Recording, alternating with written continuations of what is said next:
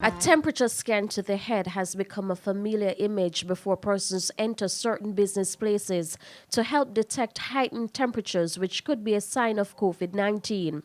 But this has sparked a debate among some group of people, including this video circulating on social media, about the use of this scan machine. Are we being desensitized to be targeted at the head and also causing potential health issues by aiming an infrared ray to the pineal gland? So I started taking the temperature on the wrist, which turned out to be more accurate given that the forehead is cooler than the wrist and the results differ by more than 1 degree in some cases. In the video, the narrator continues to make reference to an Australian nurse who was sharing her experience and her concerns about the light from the temperature scan affecting the pineal gland in the brain. But consultant neurosurgeon Dr. Roger Hunter says this is misleading and must be approached with some skepticism. Dr. Hunter explains that using infrared thermometers will not do harm to the individual's brain, more so the pineal gland. This machine, if it's used at the head, is not going to cause calcification in your pineal gland.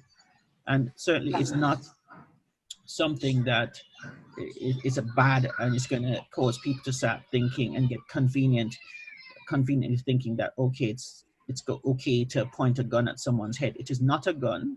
It's a scan. It's no different from the scan that the cashiers use at the counter when they scan the barcode. Dr. Hunter also said a person's temperature can be taken from any part of the body, but it is better to scan from the core.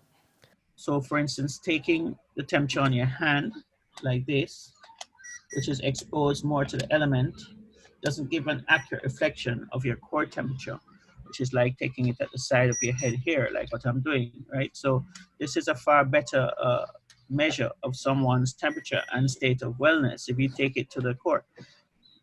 What is sure is that you must never point this infrared scanner at the eyes because infrared can damage the retina of someone. The neurosurgeon is recommending that everyone should have a temperature scan at home. With your health report, I'm Shamela Pullen wishing you good health. The Health Report